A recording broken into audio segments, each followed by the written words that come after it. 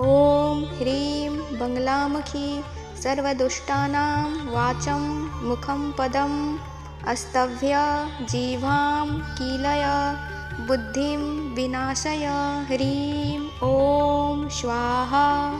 ॐ ह्रीं बङ्गलामुखी सर्वदुष्टानां वाचं मुखं पदम् अस्तभ्य जीवां कीलय बुद्धिं विनाशय ह्रीं ॐ स्वाहा।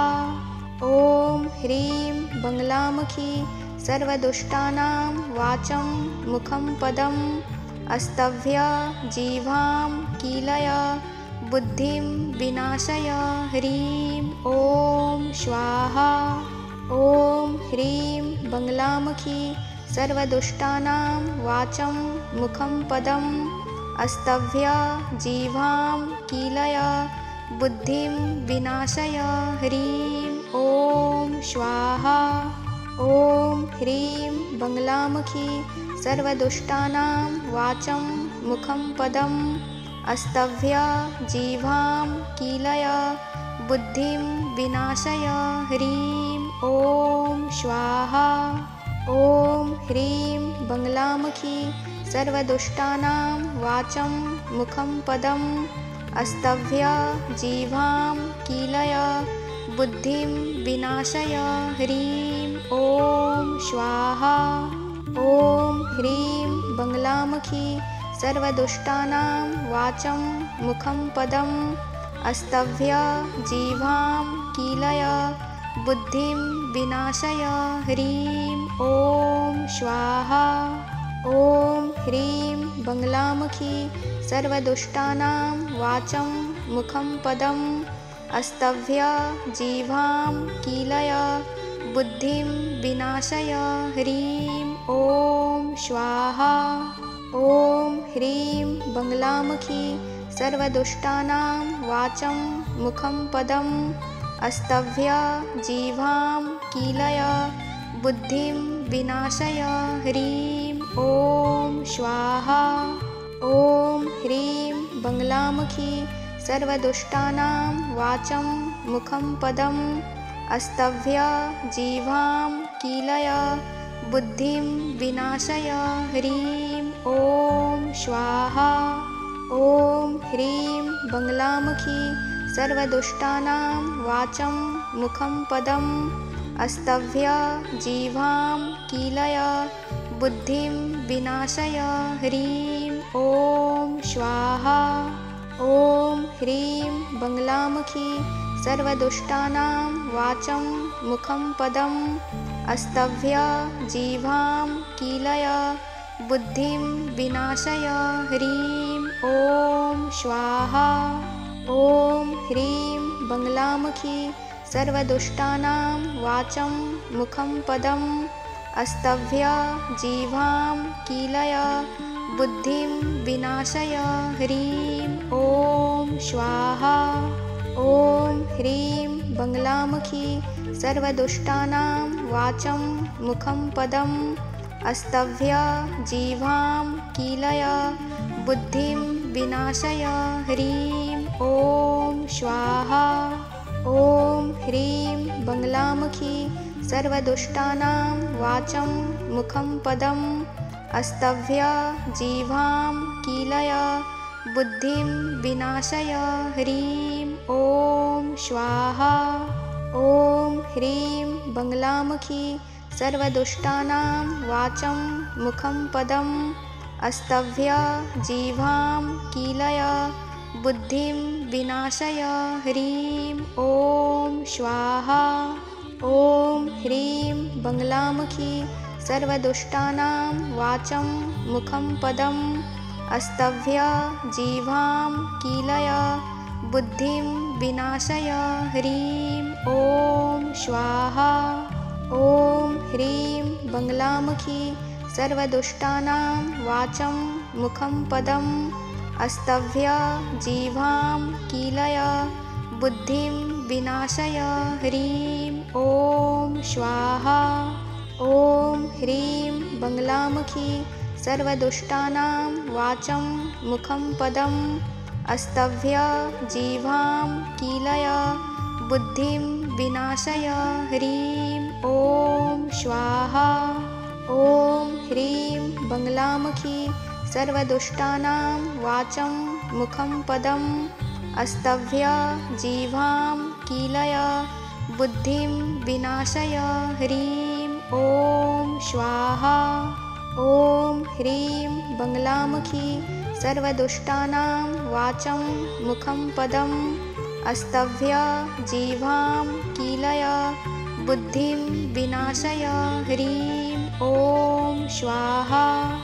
ॐ ह्रीं बङ्गलामुखी सर्वदुष्टानां वाचं मुखं पदम् अस्तभ्य जिह्वां कीलय बुद्धिं विनाशय ह्रीं ॐ स्वाहा। ॐ ह्रीं बङ्गलामुखी सर्वदुष्टानां वाचं मुखं पदम् अस्तभ्य जिह्वां कीलय बुद्धिं विनाशय ह्रीं ॐ स्वाहा। ॐ ह्रीं बङ्गलामुखी सर्वदुष्टानां वाचं मुखं पदम् अस्तभ्य जिह्वां कीलय बुद्धिं विनाशय ह्रीं ॐ स्वाहा।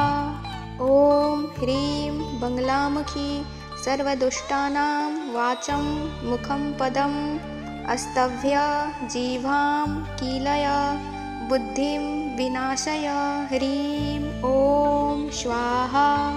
ॐ ह्रीं बङ्गलामुखी सर्वदुष्टानां वाचं मुखं पदम् अस्तभ्य जिह्वां कीलय बुद्धिं विनाशय ह्रीं ॐ स्वाहा।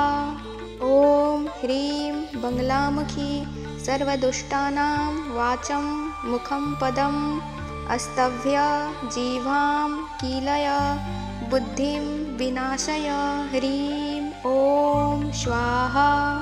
ॐ ह्रीं बङ्गलामुखी सर्वदुष्टानां वाचं मुखं पदम् अस्तभ्य जिह्वां कीलय बुद्धिं विनाशय ह्रीं ॐ स्वाहा। ॐ ह्रीं बङ्गलामुखी सर्वदुष्टानां वाचं मुखं पदम् अस्तभ्य जिह्वां कीलय बुद्धिं विनाशय ह्रीं ॐ स्वाहा। ॐ ह्रीं बङ्गलामुखी सर्वदुष्टानां वाचं मुखं पदम् अस्तभ्य जिह्वां कीलय बुद्धिं विनाशय ह्रीं ॐ स्वाहा। ॐ ह्रीं बङ्गलामुखी सर्वदुष्टानां वाचं मुखं पदम् अस्तभ्य जिह्वां कीलय बुद्धिं विनाशय ह्रीं ॐ स्वाहा। ॐ ह्रीं बङ्गलामुखी सर्वदुष्टानां वाचं मुखं पदम् अस्तभ्य जिह्वां कीलय बुद्धिं विनाशय ह्रीं ॐ स्वाहा। ॐ ह्रीं बङ्गलामुखी सर्वदुष्टानां वाचं मुखं पदम् अस्तभ्य जिह्वां कीलय बुद्धिं विनाशय ह्रीं ॐ स्वाहा। ॐ ह्रीं बङ्गलामुखी सर्वदुष्टानां वाचं मुखं पदम् अस्तभ्य जिह्वां कीलय बुद्धिं विनाशय ह्रीं ॐ स्वाहा। ॐ ह्रीं बङ्गलामुखी सर्वदुष्टानां वाचं मुखं पदम् अस्तभ्य जिह्वां कीलय बुद्धिं विनाशय ह्रीं ॐ स्वाहा। ॐ ह्रीं बङ्गलामुखी सर्वदुष्टानां वाचं मुखं पदम् अस्तभ्य जिह्वां कीलय बुद्धिं विनाशय ह्रीं ॐ स्वाहा। ॐ ह्रीं बङ्गलामुखी सर्वदुष्टानां वाचं मुखं पदम् अस्तभ्य जिह्वां कीलय बुद्धिं विनाशय ह्रीं ॐ स्वाहा। ॐ ह्रीं बङ्गलामुखी सर्वदुष्टानां वाचं मुखं पदम् अस्तभ्य जिह्वां कीलय बुद्धिं विनाशय ह्रीं ॐ स्वाहा। ॐ ह्रीं बङ्गलामुखी सर्वदुष्टानां वाचं मुखं पदम् अस्तभ्य जिह्वां कीलय बुद्धिं विनाशय ह्रीं ॐ स्वाहा। ॐ ह्रीं बङ्गलामुखी सर्वदुष्टानां वाचं मुखं पदम् अस्तभ्य जिह्वां कीलय बुद्धिं विनाशय ह्रीं ॐ स्वाहा। ॐ ह्रीं बङ्गलामुखी सर्वदुष्टानां वाचं मुखं पदम् अस्तभ्य जिह्वां कीलय बुद्धिं विनाशय ह्रीं ॐ स्वाहा।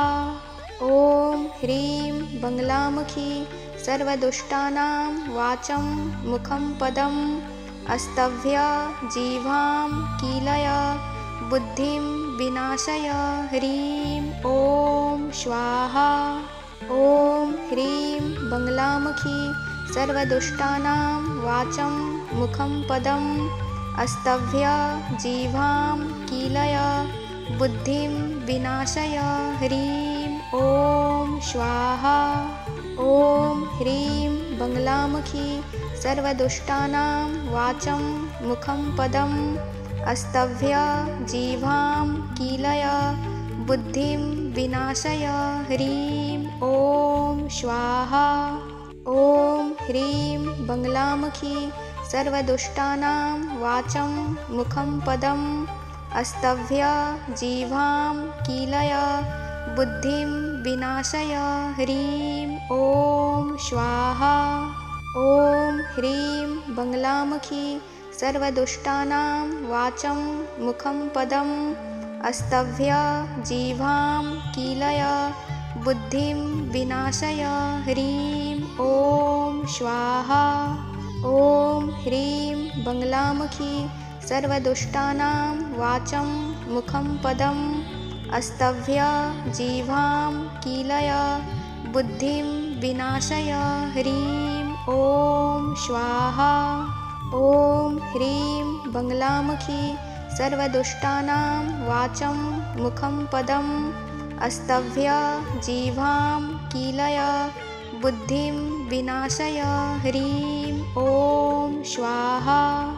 ॐ ह्रीं बङ्गलामुखी सर्वदुष्टानां वाचं मुखं पदम् अस्तभ्य जिह्वां कीलय बुद्धिं विनाशय ह्रीं ॐ स्वाहा। ॐ ह्रीं बङ्गलामुखी सर्वदुष्टानां वाचं मुखं पदम् अस्तभ्य जिह्वां कीलय बुद्धिं विनाशय ह्रीं ॐ स्वाहा। ॐ ह्रीं बङ्गलामुखी सर्वदुष्टानां वाचं मुखं पदम् अस्तभ्य जिह्वां कीलय बुद्धिं विनाशय ह्रीं ॐ स्वाहा। ॐ ह्रीं बङ्गलामुखी सर्वदुष्टानां वाचं मुखं पदम् अस्तभ्य जिह्वां कीलय बुद्धिं विनाशय ह्रीं ॐ स्वाहा। ॐ ह्रीं बङ्गलामुखी सर्वदुष्टानां वाचं मुखं पदम् अस्तभ्य जिह्वां कीलय बुद्धिं विनाशय ह्रीं ॐ स्वाहा। ॐ ह्रीं बङ्गलामुखी सर्वदुष्टानां वाचं मुखं पदम् अस्तभ्य जिह्वां कीलय बुद्धिं विनाशय ह्रीं ॐ स्वाहा। ॐ ह्रीं बङ्गलामुखी सर्वदुष्टानां वाचं मुखं पदम् अस्तभ्य जिह्वां कीलय बुद्धिं विनाशय ह्रीं ॐ स्वाहा। ॐ ह्रीं बङ्गलामुखी सर्वदुष्टानां वाचं मुखं पदम् अस्तभ्य जिह्वां कीलय बुद्धिं विनाशय ह्रीं ॐ स्वाहा।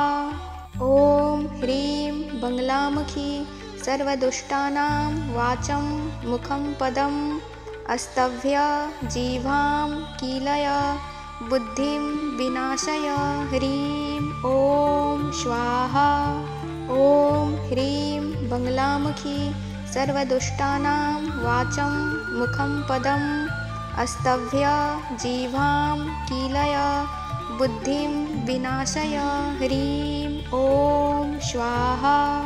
ॐ ह्रीं बङ्गलामुखी सर्वदुष्टानां वाचं मुखं पदम् अस्तभ्य जिह्वां कीलय बुद्धिं विनाशय ह्रीं ॐ स्वाहा। ॐ ह्रीं बङ्गलामुखी सर्वदुष्टानां वाचं मुखं पदम् अस्तभ्य जिह्वां कीलय बुद्धिं विनाशय ह्रीं ॐ स्वाहा। ॐ ह्रीं बङ्गलामुखी सर्वदुष्टानां वाचं मुखं पदम् अस्तभ्य जिह्वां कीलय बुद्धिं विनाशय ह्रीं ॐ स्वाहा। ॐ ह्रीं बङ्गलामुखी सर्वदुष्टानां वाचं मुखं पदम् अस्तभ्य जिह्वां कीलय बुद्धिं विनाशय ह्रीं ॐ स्वाहा। ॐ ह्रीं बङ्गलामुखी सर्वदुष्टानां वाचं मुखं पदम् अस्तभ्य जिह्वां कीलय बुद्धिं विनाशय ह्रीं ॐ स्वाहा।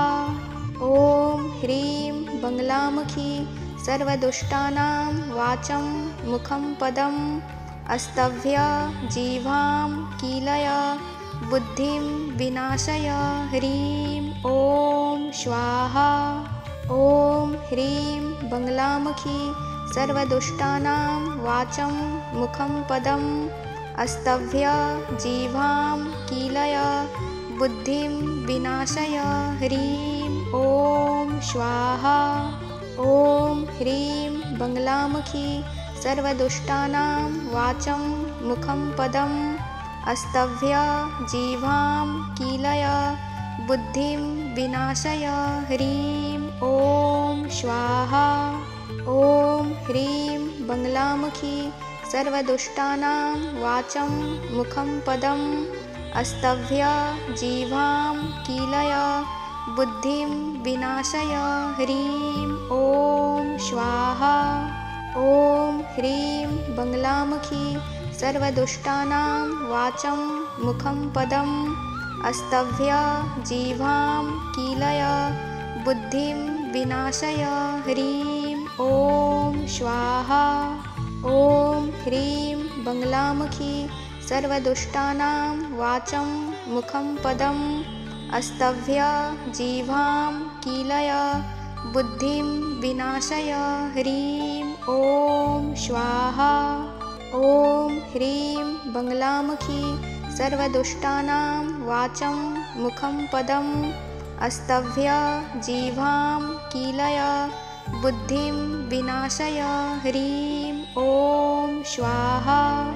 ॐ ह्रीं बङ्गलामुखी सर्वदुष्टानां वाचं मुखं पदम् अस्तभ्य जिह्वां कीलय बुद्धिं विनाशय ह्रीं ॐ स्वाहा। ॐ ह्रीं बङ्गलामुखी सर्वदुष्टानां वाचं मुखं पदम् अस्तभ्य जिह्वां कीलय बुद्धिं विनाशय ह्रीं ॐ स्वाहा। ॐ ह्रीं बङ्गलामुखी सर्वदुष्टानां वाचं मुखं पदम् अस्तभ्य जिह्वां कीलय बुद्धिं विनाशय ह्रीं ॐ स्वाहा। ॐ ह्रीं बङ्गलामुखी सर्वदुष्टानां वाचं मुखं पदम् अस्तभ्य जिह्वां कीलय बुद्धिं विनाशय ह्रीं ॐ स्वाहा। ॐ ह्रीं बङ्गलामुखी सर्वदुष्टानां वाचं मुखं पदम् अस्तभ्य जिह्वां कीलय बुद्धिं विनाशय ह्रीं ॐ स्वाहा। ॐ ह्रीं बङ्गलामुखी सर्वदुष्टानां वाचं मुखं पदम् अस्तभ्य जिह्वां कीलय बुद्धिं विनाशय ह्रीं ॐ स्वाहा। ॐ ह्रीं बङ्गलामुखी सर्वदुष्टानां वाचं मुखं पदम् अस्तभ्य जिह्वां कीलय बुद्धिं विनाशय ह्रीं ॐ स्वाहा। ॐ ह्रीं बङ्गलामुखी सर्वदुष्टानां वाचं मुखं पदम् अस्तभ्य जिह्वां कीलय बुद्धिं विनाशय ह्रीं ॐ स्वाहा। ॐ ह्रीं बङ्गलामुखी सर्वदुष्टानां वाचं मुखं पदम् अस्तभ्य जिह्वां कीलय बुद्धिं विनाशय ह्रीं ॐ स्वाहा। ॐ ह्रीं बङ्गलामुखी सर्वदुष्टानां वाचं मुखं पदम् अस्तभ्य जिह्वां कीलय बुद्धिं विनाशय ह्रीं ॐ स्वाहा। ॐ ह्रीं बङ्गलामुखी सर्वदुष्टानां वाचं मुखं पदम् अस्तभ्य जिह्वां कीलय बुद्धिं विनाशय ह्रीं ॐ स्वाहा। ॐ ह्रीं बङ्गलामुखी सर्वदुष्टानां वाचं मुखं पदम् अस्तभ्य जिह्वां कीलय बुद्धिं विनाशय ह्रीं ॐ स्वाहा। ॐ ह्रीं बङ्गलामुखी सर्वदुष्टानां वाचं मुखं पदम् अस्तभ्य जिह्वां कीलय बुद्धिं विनाशय ह्रीं ॐ स्वाहा। ॐ ह्रीं बङ्गलामुखी सर्वदुष्टानां वाचं मुखं पदम् अस्तभ्य जिह्वां कीलय बुद्धिं विनाशय ह्रीं ॐ स्वाहा।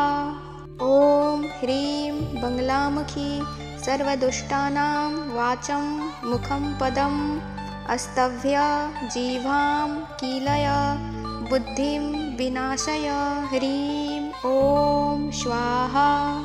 ॐ ह्रीं बङ्गलामुखी सर्वदुष्टानां वाचं मुखं पदम् अस्तभ्य जिह्वां कीलय बुद्धिं विनाशय ह्रीं ॐ स्वाहा। ॐ ह्रीं बङ्गलामुखी सर्वदुष्टानां वाचं मुखं पदम् अस्तभ्य जिह्वां कीलय बुद्धिं विनाशय ह्रीं ॐ स्वाहा। ॐ ह्रीं बङ्गलामुखी सर्वदुष्टानां वाचं मुखं पदम् अस्तभ्य जिह्वां कीलय बुद्धिं विनाशय ह्रीं ॐ स्वाहा।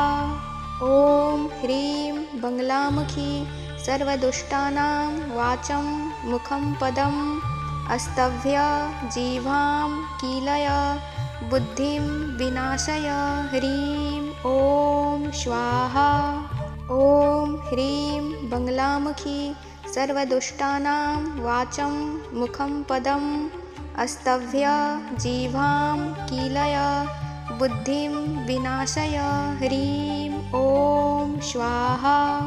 ॐ ह्रीं बङ्गलामुखी सर्वदुष्टानां वाचं मुखं पदम् अस्तभ्य जिह्वां कीलय बुद्धिं विनाशय ह्रीं ॐ स्वाहा। ॐ ह्रीं बङ्गलामुखी सर्वदुष्टानां वाचं मुखं पदम् अस्तभ्य जिह्वां कीलय बुद्धिं विनाशय ह्रीं ॐ स्वाहा। ॐ ह्रीं बङ्गलामुखी सर्वदुष्टानां वाचं मुखं पदम् अस्तभ्य जिह्वां कीलय बुद्धिं विनाशय ह्रीं ॐ स्वाहा। ॐ ह्रीं बङ्गलामुखी सर्वदुष्टानां वाचं मुखं पदम् अस्तभ्य जिह्वां कीलय बुद्धिं विनाशय ह्रीं ॐ स्वाहा। ॐ ह्रीं बङ्गलामुखी सर्वदुष्टानां वाचं मुखं पदम् अस्तभ्य जिह्वां कीलय बुद्धिं विनाशय ह्रीं ॐ स्वाहा। ॐ ह्रीं बङ्गलामुखी सर्वदुष्टानां वाचं मुखं पदम् अस्तभ्य जिह्वां कीलय बुद्धिं विनाशय ह्रीं ॐ स्वाहा। ॐ ह्रीं बङ्गलामुखी सर्वदुष्टानां वाचं मुखं पदम् अस्तभ्य जिह्वां कीलय बुद्धिं विनाशय ह्रीं ॐ स्वाहा। ॐ ह्रीं बङ्गलामुखी सर्वदुष्टानां वाचं मुखं पदम् अस्तभ्य जिह्वां कीलय बुद्धिं विनाशय ह्रीं ॐ स्वाहा। ॐ ह्रीं बङ्गलामुखी सर्वदुष्टानां वाचं मुखं पदम् अस्तभ्य जिह्वां कीलय बुद्धिं विनाशय ह्रीं ॐ स्वाहा। ॐ ह्रीं बङ्गलामुखी सर्वदुष्टानां वाचं मुखं पदम् अस्तभ्य जिह्वां कीलय बुद्धिं विनाशय ह्रीं ॐ स्वाहा। ॐ ह्रीं बङ्गलामुखी सर्वदुष्टानां वाचं मुखं पदम् अस्तभ्य जिह्वां कीलय बुद्धिं विनाशय ह्रीं ॐ स्वाहा। ॐ ह्रीं बङ्गलामुखी सर्वदुष्टानां वाचं मुखं पदम् अस्तभ्य जिह्वां कीलय बुद्धिं विनाशय ह्रीं ॐ स्वाहा। ॐ ह्रीं बङ्गलामुखी सर्वदुष्टानां वाचं मुखं पदम् अस्तभ्य जिह्वां कीलय बुद्धिं विनाशय ह्रीं ॐ स्वाहा। ॐ ह्रीं बङ्गलामुखी सर्वदुष्टानां वाचं मुखं पदम् अस्तभ्य जिह्वां कीलय बुद्धिं विनाशय ह्रीं ॐ स्वाहा। ॐ ह्रीं बङ्गलामुखी सर्वदुष्टानां वाचं मुखं पदम् अस्तभ्य जिह्वां कीलय बुद्धिं विनाशय ह्रीं ॐ स्वाहा। ॐ ह्रीं बङ्गलामुखी सर्वदुष्टानां वाचं मुखं पदम् अस्तभ्य जिह्वां कीलय बुद्धिं विनाशय ह्रीं ॐ स्वाहा। ॐ ह्रीं बङ्गलामुखी सर्वदुष्टानां वाचं मुखं पदम् अस्तभ्य जिह्वां कीलय बुद्धिं विनाशय ह्रीं ॐ स्वाहा। ॐ ह्रीं बङ्गलामुखी सर्वदुष्टानां वाचं मुखं पदम् अस्तभ्य जिह्वां कीलय बुद्धिं विनाशय ह्रीं ॐ स्वाहा।